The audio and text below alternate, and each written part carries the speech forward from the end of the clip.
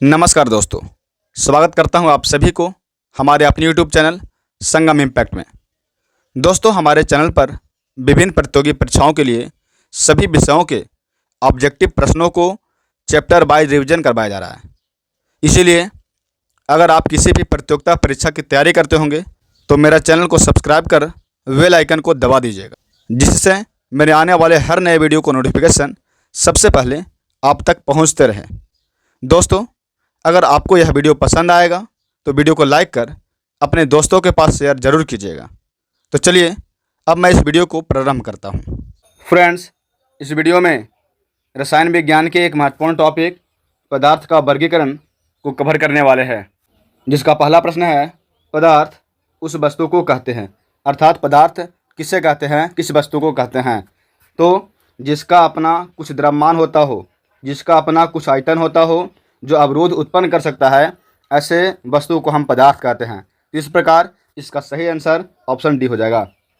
अगला प्रश्न है, निम्नलिखित में से कौन सा एक पदार्थ नहीं है? तो वह है बल। पत्थर एक पदार्थ है, दूध एक पदार्थ है, जल भी एक पदार्थ है, बल एक पदार्थ नहीं है, बल एक क्रिया है। अगला प्रश्न है कि निम्नलिखित में कौन सा एक पदार्थ है? तो इसमें भोजन जो है वो क्या है? पदार्थ है। तो इसका सही आंसर ऑप्शन सी हो जाएगा।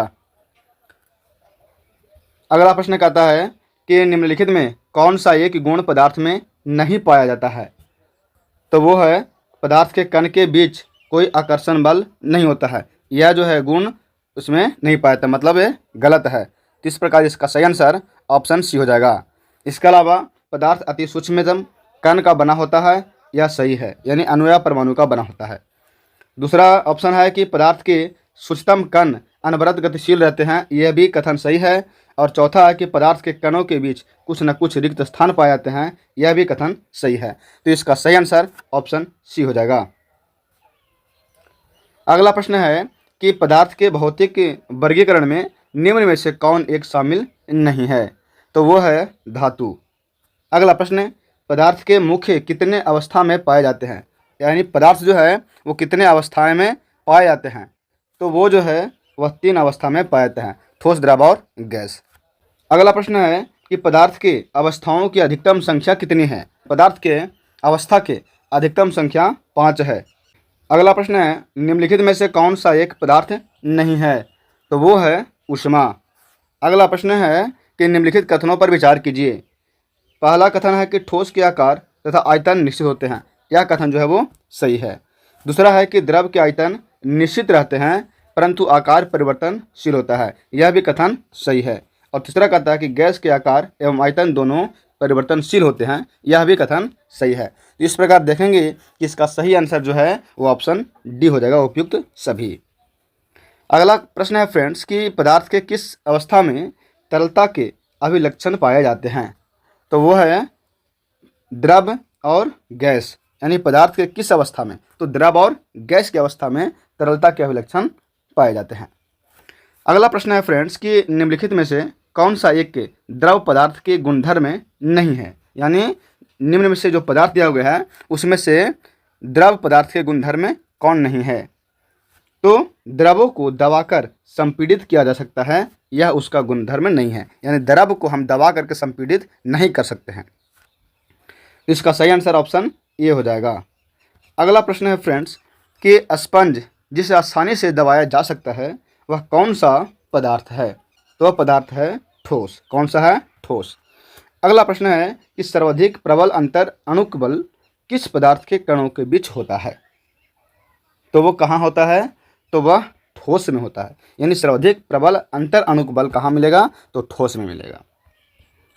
अगला प्रश्न कहता है फ्रेंड्स कि निम्नलिखित कथनों पर विचार कीजिए।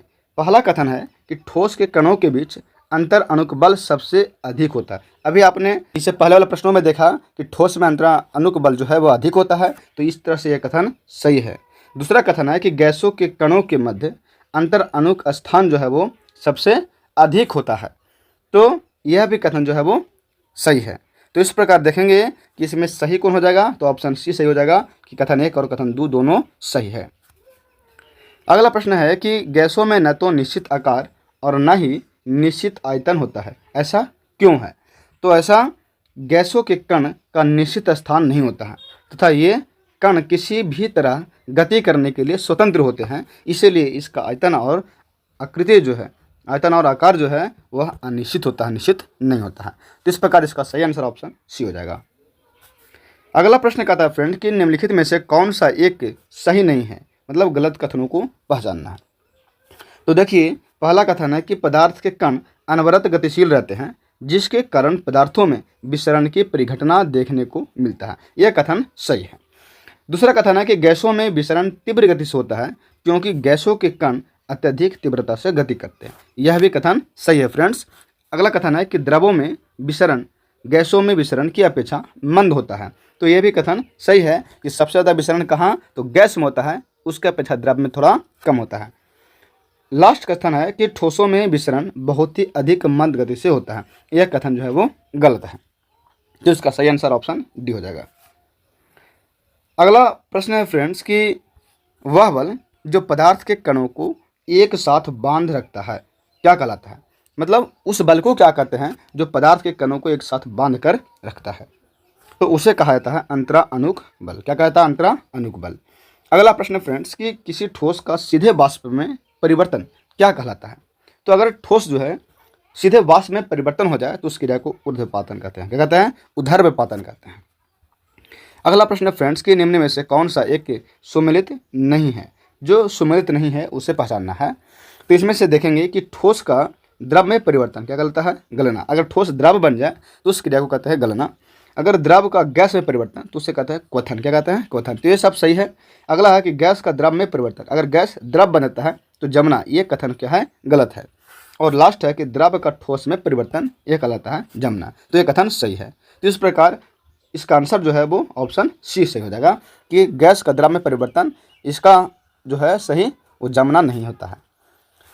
अगला प्रश्न है कि किसी गैस का सीधे ठोस में परिवर्तन क्या कहलाता है। अगर कोई गैस जो है सीधे ठोस में बदल जा रहा है तो उसे क्या कहता है, तो उसे कहते हैं ऊर्ध्वपातन।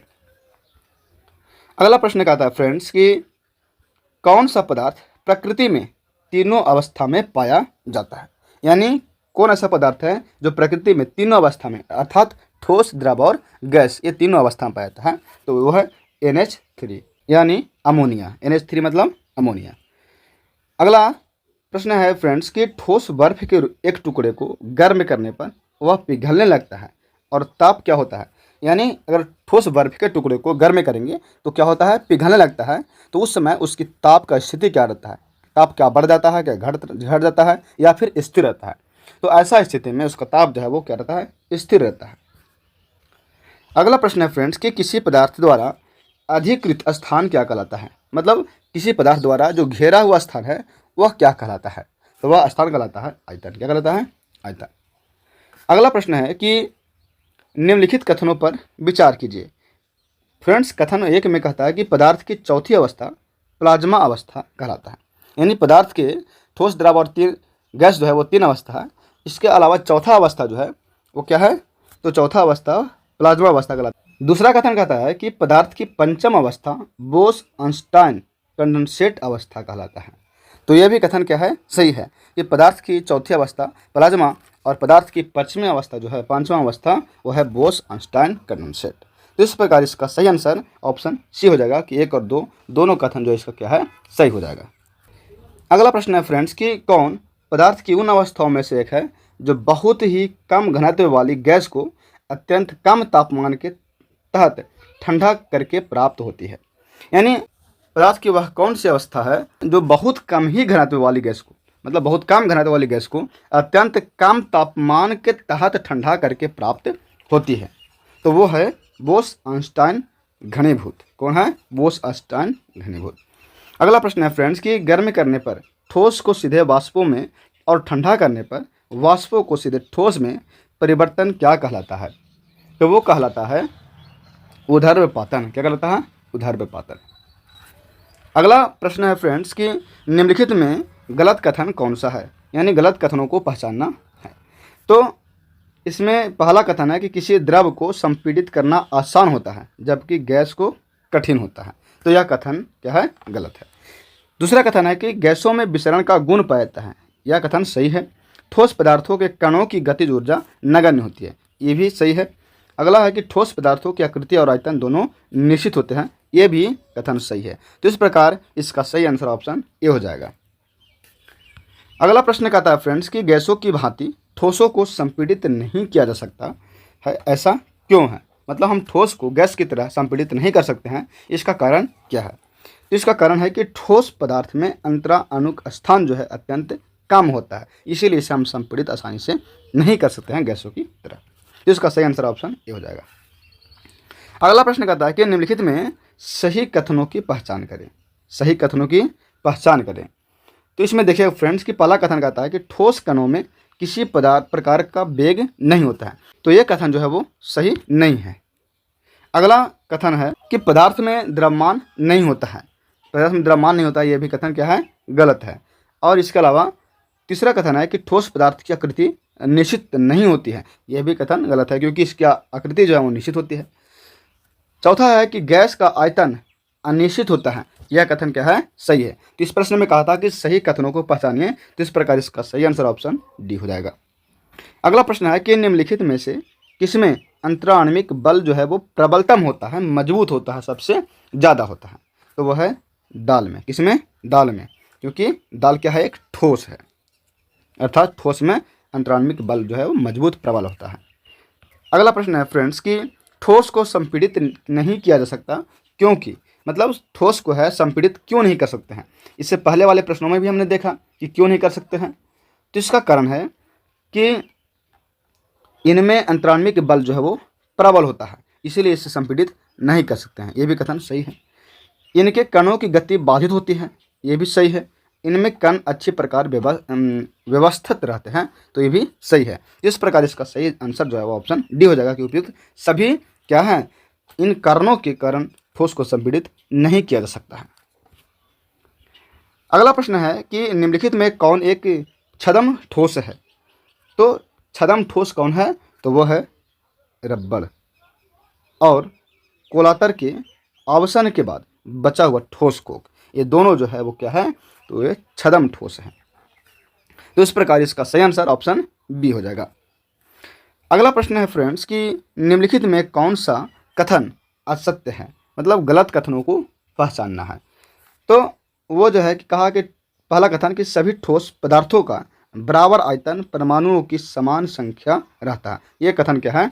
गलत है, यानी असत्य है। दूसरा है कि सभी ठोस पदार्थों का बराबर आयतन समान अणुओं की संख्या रहता है, यह भी कथन क्या है? गलत है। तो इस प्रकार इसका सही आंसर ऑप्शन डी हो जाएगा, क्योंकि सभी कथन जो है क्या है? गलत है, असत्य है।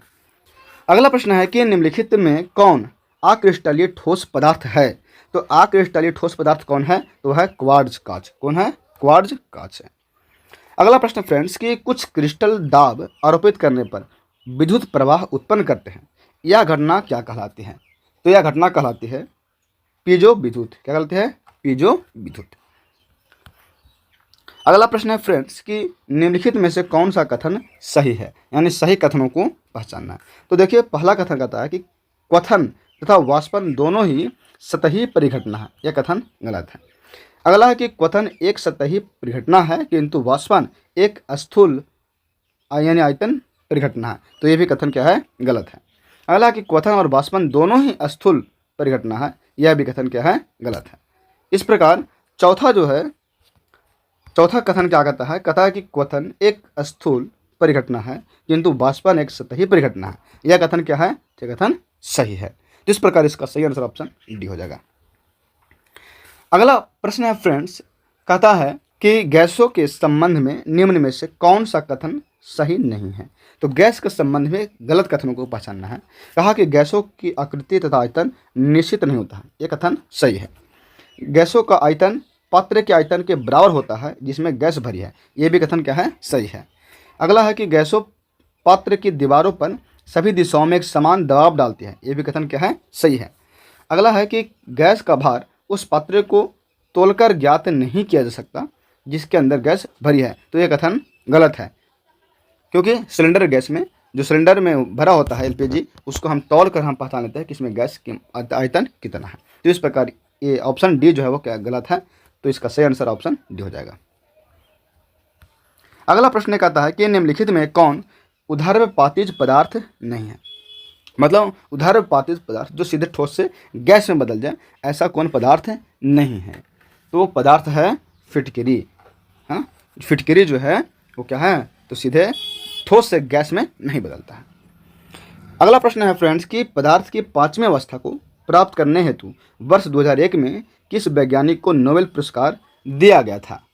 तो वो थे एरिक ए कॉर्नेल, वोल्फगैंग केटरेले और कार्ल ई बीमैन, यानी इनमें सभी को नोबेल पुरस्कार 2001 में पदार्थ की पांचवी अवस्था को प्राप्त करने हेतु दिया गया था। तो इसका सही आंसर ऑप्शन डी हो जाएगा। अगला प्रश्न है फ्रेंड्स कि बृहत अणु की अवस्था पदार्थ की किस अवस्था से जुड़ा हुआ है।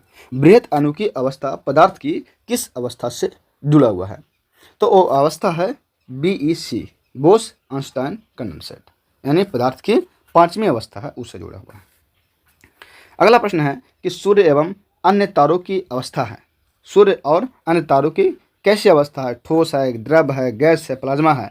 तो सूर्य और अन्य जो तारा है यानी तारों की अवस्था क्या है, तो वो अवस्था है प्लाज्मा, यानी सूर्य और तारों कैसी अवस्था में है, तो प्लाज्मा अवस्था में है। अगला प्रश्न है फ्रेंड्स कि सौरमंडल में प्लाज्मा अवस्था की उत्पत्ति का क्या कारण है। यानी ये जो तारे जो है वो प्लाज्मा की अवस्था में है, तो इसका उत्पत्ति का क्या कारण है। तो इसका उत्पत्ति का कारण है उच्च ताप, क्योंकि इनके पास ताप अत्यधिक मात्रा में है, जिसके कारण यह प्लाज्मा की अवस्था में रहता है। अगला प्रश्न है कि प्रदीप्त ट्यूब तथा नियॉन संकेतक बल्ब में पदार्थ की कौन सी अवस्था प्रकाश उत्पन्न करता है। तो वो है प्लाज्मा अवस्था, यानी प्रदीप्त ट्यूब और नियॉन संकेतक बल्ब में पदार्थ की कौन सी अवस्था रहता है, प्लाज्मा अवस्था, जिसके कारण प्रकाश उत्पन्न करता है। तो इसका सही आंसर ऑप्शन ए हो जाएगा। अगला प्रश्न है कि एक ही प्रकार के कणों से बने पदार्थ को क्या कहते हैं। अगर एक ही प्रकार के कण से कोई पदार्थ बना है तो उसे क्या कहा जाता है, तो उसे कहा जाता है तत्व। क्या कहता है, तत्व कहा जाता है। अगला प्रश्न है कि दो या दो से अधिक तत्वों के एक निश्चित अनुपात में संयोग करने से बना पदार्थ क्या कहलाता है। यानी दो या दो से अधिक प्रकार के अगर तत्व को एक निश्चित अनुपात में अगर मिला दिया जाए तो उससे जो पदार्थ बनता है उसे क्या कहा जाता है, तो उसे कहा जाता है यौगिक। क्या कहता है, यौगिक। अगला प्रश्न है फ्रेंड्स कि निम्नलिखित में कौन एक शुद्ध पदार्थ है। तो निम्न ऑप्शन में से शुद्ध पदार्थों को पहचानना है। तो इसमें से देखिए, इसमें से हमारा शुद्ध पदार्थ कौन हो जाएगा। ऑप्शन है फ्रेंड्स कि टीन, समुद्र जल, मृदा और वायु। तो इसमें से शुद्ध पदार्थ कौन है, तो वो हो जाएगा टीन। कौन हो जाएगा, टीन, क्योंकि यह मिश्रित नहीं है, मिश्रण नहीं, शुद्ध पदार्थ है। अगला प्रश्न है कि धातु तथा अधातु प्रकार है, मतलब किसका प्रकार है, तत्व के, एक यौगिक के, एक मिश्रण के। तो धातु और अधातु जो है वो किसका प्रकार है, तो यह तत्व के प्रकार है। अगला प्रश्न है फ्रेंड्स कि निम्न में कौन सा एक यौगिक है, यौगिक को पहचानना है। तो इसमें जल जो है क्या है, एक यौगिक है। अगला प्रश्न है फ्रेंड्स कि निम्नलिखित कथनों पर विचार कीजिए। कथन एक है कि जल एक क्या है, यौगिक है, मिश्रण नहीं। अभी जस्ट हमने इससे पहले वाले प्रश्नों में देखा कि जल जो है क्या है, एक यौगिक है, यह मिश्रण नहीं है। तो यह कथन सही है। अगला है कि वायु एक मिश्रण है, यौगिक नहीं। तो यह भी कथन क्या है, सही है कि वायु जो है बहुत सारे गैसों का मिश्रण है, यौगिक नहीं है। तो इस तरह से इसका सही आंसर ऑप्शन सी हो जाएगा कि कथन 1 और कथन 2 दोनों सही है। अगला प्रश्न है फ्रेंड्स कि खड़िया जिसका रासायनिक सूत्र होता है CaCO3, ये क्या है। खड़िया जो है वो क्या है, तो खड़िया यौगिक है। क्या है, यौगिक है। अगला प्रश्न है फ्रेंड्स कि तत्व किस अवस्था में पाए जाते हैं। तो तत्व जो है वो ठोस, द्रव एवं गैस, यह तीनों अवस्था में पाए जाते हैं। इसलिए इसका सही आंसर ऑप्शन डी हो जाएगा। इनमें से सभी अवस्थाओं में तत्व जो है वो पाया जाता है। अगला प्रश्न है कि निम्नलिखित में कौन सा एक तत्व है। तो निम्न में से तत्वों को पहचानना है। तो कौन सा तत्व है, वो है हीरा। हीरा क्या है, एक तत्व है।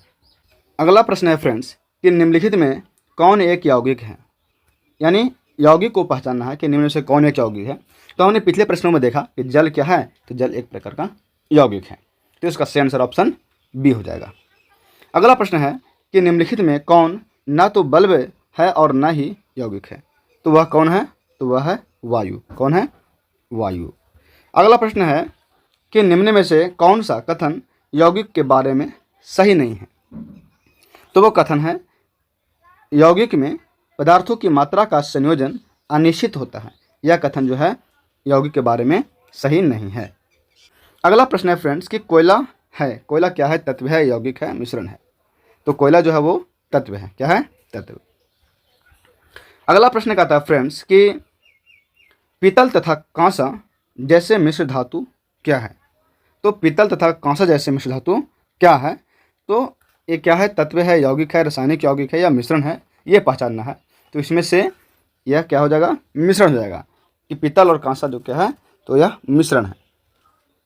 अगला प्रश्न है कि निम्नलिखित में रासायनिक यौगिक कौन सा है? तो अमोनिया जो है क्या है? रासायनिक यौगिक है। अगला प्रश्न है फ्रेंड्स कि जल एक यौगिक है, मिश्रण नहीं, क्योंकि? मतलब जल एक यौगिक है, मिश्रण नहीं है, ऐसा क्यों, किसके कारण है? तो कहा कि इनमें रासायनिक बंधनों से जुड़े दो भिन्न तत्व होते हैं, इसीलिए यह क्या है? यौगिक है, मिश्रण नहीं है। तो इसका सही आंसर ऑप्शन सी हो जाएगा। अगला प्रश्न है कि बारूद क्या है? तत्व है, यौगिक है, मिश्रण है? तो अगर आप इसका आंसर पहले से जानते हैं फ्रेंड्स तो आप कमेंट बॉक्स में ज़रूर बताएं।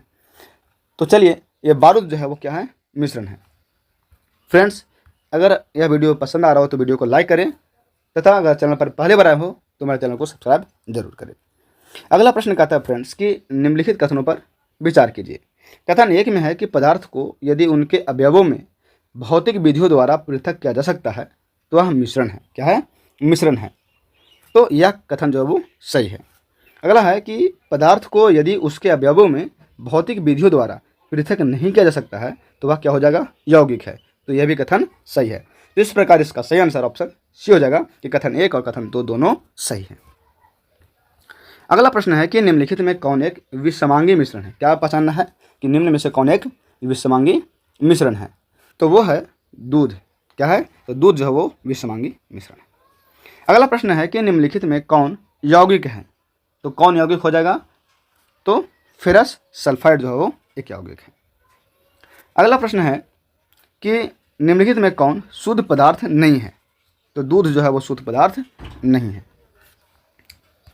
अगला प्रश्न है फ्रेंड्स कि निम्नलिखित में कौन शुद्ध पदार्थ है? इस बार शुद्ध पदार्थों को पहचानना है। तो ग्लूकोज जो है वो क्या है? शुद्ध पदार्थ है। अगला प्रश्न, निम्न में कौन यौगिक नहीं है? यानी यौगिक जो नहीं है उसे पहचानना है। तो वह है पीतल। पीतल यौगिक नहीं है।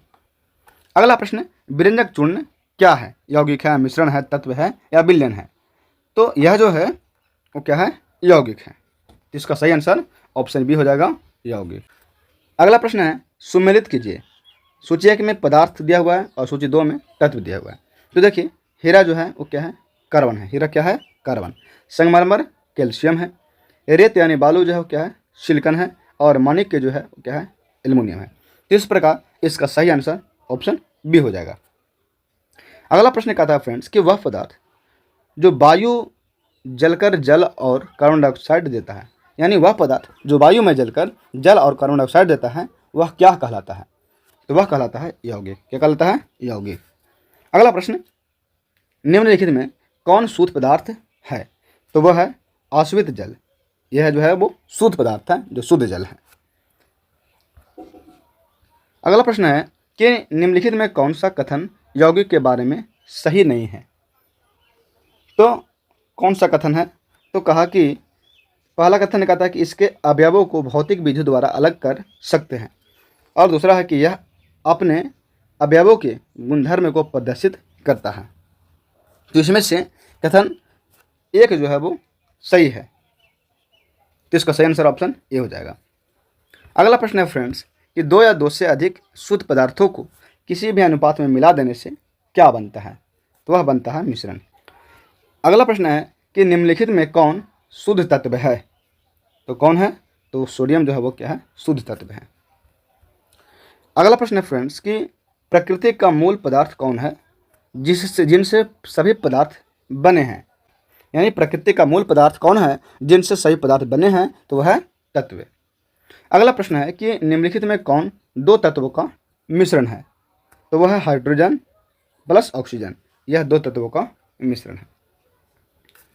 अगला प्रश्न है फ्रेंड्स कि निम्नलिखित में कौन समांग मिश्रण नहीं है? तो वह है धुआं। यह समांग मिश्रण नहीं है। अगला प्रश्न है कि सोडा वाटर किस तरह का मिश्रण है? तो सोडा वाटर जो है वह क्या है? द्रव तथा गैस का मिश्रण है। तो देखिए, इसमें ऑप्शन बी और डी दोनों एक ही हो गया है, तो ऑप्शन बी इसमें सही कर लीजिएगा। ऑप्शन डी जो है वो सेम टाइपिंग हो गया है, या इसका ऑप्शन इनमें से कोई नहीं होगा। तो यहाँ 77 का सही ऑप्शन ऑप्शन बी हो जाएगा कि यह द्रव और गैसों का क्या है, मिश्रण है। अगला प्रश्न है कि विश्व का प्रत्येक पदार्थ अत्यंत सूक्ष्म कणों से मिलकर बना होता है, यह सर्वप्रथम किसने कहा था? मतलब किसने कहा था कि विश्व का प्रत्येक पदार्थ जो है वो अत्यंत सूक्ष्म कणों से मिलकर बना होता है? तो वो कहा था कणाद ने। कौन कहा था? कणाद ने। अगला प्रश्न है फ्रेंड्स कि ठोस से द्रव तथा द्रव से गैस में रूपांतरित होने वाले पदार्थ के नमूने में क्या परिवर्तन होगा? तो वो परिवर्तन होगा उसका घनत्व में, यानी उसकी घनत्व में परिवर्तन हो जाएगा अगर ठोस से द्रव और द्रव से गैस में रूपांतरण हो रहा है तो। अगला प्रश्न है कि निम्नलिखित में किस पदार्थ में ऑक्सीजन नहीं है? यानी नीचे जो ऑप्शन है 4 ऑप्शन, उसमें से किसी में ऑक्सीजन जो है वो नहीं है? तो मिट्टी का तेल में ऑक्सीजन नहीं है। अगला प्रश्न है फ्रेंड्स कि निम्न में से कौन अधातु है? तो ऑक्सीजन जो है वो अधातु है। अगला प्रश्न, निम्नलिखित कथनों पर विचार कीजिए। कथन एक कहता है कि तत्व हमेशा ठोस होते हैं, तो यह कथन जो है वो सही है। अगला है कि यौगिक ठोस या द्रव हो सकते हैं परंतु गैस नहीं, तो यह कथन गलत है। अगला है कि मिश्रित ठोस या द्रव या गैस हो सकते हैं, तो यह कथन सही है। तो इस प्रकार इसका सही आंसर ऑप्शन सी हो जाएगा कि कथन 1 कथन 3 सही है। अगला प्रश्न कहता है फ्रेंड्स कि सोडियम क्लोराइड तथा अमोनियम क्लोराइड के मिश्रण को किसके द्वारा पृथक किया जा सकता है? तो ऊर्ध्वपातन के द्वारा इसको अलग किया जा सकता है। अगला प्रश्न है कि 2 अमिश्रणशील द्रवों को पृथक करने की विधि क्या है? तो वह विधि है पृथकारी कीप। कौन सा? तो पृथकारी कीप जो है वह 2 अमिश्रणशील द्रवों को पृथक करने की एक विधि है। अगला प्रश्न कहता है फ्रेंड्स कि ठोस अशुद्धियों के शुद्धिकरण के लिए निम्नलिखित में कौन सी प्रक्रिया उपयुक्त नहीं है? तो प्रक्रिया है आसवन। कौन सा प्रक्रिया? आसवन। अगला प्रश्न है कि पुष्पों के पंखुड़ियों में उपस्थित विभिन्न रंग वाले अवयवों को पृथक करने के लिए सबसे अच्छी विधि कौन है? तो है क्रोमेटोग्राफी। कौन सा विधि? क्रोमेटोग्राफी। अगला प्रश्न है फ्रेंड्स कि वर्ण लेखन यानी क्रोमेटोग्राफी को प्रयुक्त करके निम्नलिखित में से कौन पृथक नहीं किए जा सकते हैं? तो रेडियो समस्थानिक जो है वो पृथक नहीं किया जा सकता है। अगला प्रश्न फ्रेंड्स कि क्रोमेटोग्राफी में निहित सिद्धांत है, यानी कौन सा सिद्धांत जो है क्रोमेटोग्राफी में निहित होता है? तो वो है विलेयता। कौन सा सिद्धांत? तो विलेयता का सिद्धांत। अगला है कि लौह चूर्ण और सल्फर के मिश्रण से दोनों पृथक करने हेतु निम्नलिखित में किस द्रव का उपयोग किया जाता है? यानी लौह चूर्ण और सल्फर के मिश्रण से दोनों को अलग करने हेतु कौन सा द्रव का उपयोग किया जाता है? तो है कार्बन डाइसल्फाइड का। किसका? कार्बन डाइसल्फाइड का उपयोग किया जाता है। अगला प्रश्न है कि किसी द्रव में अविलेय अति सूक्ष्म कणों को द्रव से अलग करने के लिए निम्नलिखित में से किसका प्रयोग किया जाता है? तो क्रिस्टलीयकरण का प्रयोग किया जाता है। अगला प्रश्न है कि वायु के अवयवी गैसों को किस विधि से पृथक किया जा सकता है? तो वायु के अवयवी गैसों को प्रभाजी आसवन विधि से अलग किया जा सकता है। अगला प्रश्न है कि ठोस बर्फ के एक टुकड़ा को गर्म करने पर वह पिघलने लगता है और ताप क्या होता है? तो इस प्रश्न को हमने पहले भी कर चुका हूँ, यानी यह प्रश्न रिपीटेड है, दोबारा पूछा गया है, तो इसका सही आंसर ऑप्शन ये हो जाएगा कि अगर ठोस बर्फ के एक टुकड़ा को गर्म किया जाए तो वो पिघलने लगता है लेकिन उसका ताप जो है वो स्थिर रहता है। इसका सही आंसर ऑप्शन ये हो जाएगा। अगला प्रश्न है कि पृथ्वी के भूपटल पर सबसे अधिक मात्रा में पाया जाने वाला तत्व कौन है? तो तत्व है ऑक्सीजन। यानी पृथ्वी के भूपटल पर सबसे अधिक मात्रा में कौन सा तत्व पाया जाता है? तो ऑक्सीजन पाया जाता है। अगला प्रश्न, लौह चूर्ण और सल्फर के मिश्रण से दोनों को पृथक करने हेतु निम्नलिखित में से किस द्रव का उपयोग किया जाता है? तो इस प्रश्न को फिर दोहराया गया है, तो इसका आंसर हो जाएगा ऑप्शन बी, यानी कार्बन डाइसल्फाइड द्रव का उपयोग किया जाता है। इस वीडियो में इतना ही। अगर यह वीडियो पसंद आया हो तो वीडियो को लाइक करें तथा अपने दोस्तों के पास शेयर जरूर करें, और अगर आप मेरे चैनल पर पहली बार आए हो तो मेरे चैनल को सब्सक्राइब जरूर करें। धन्यवाद।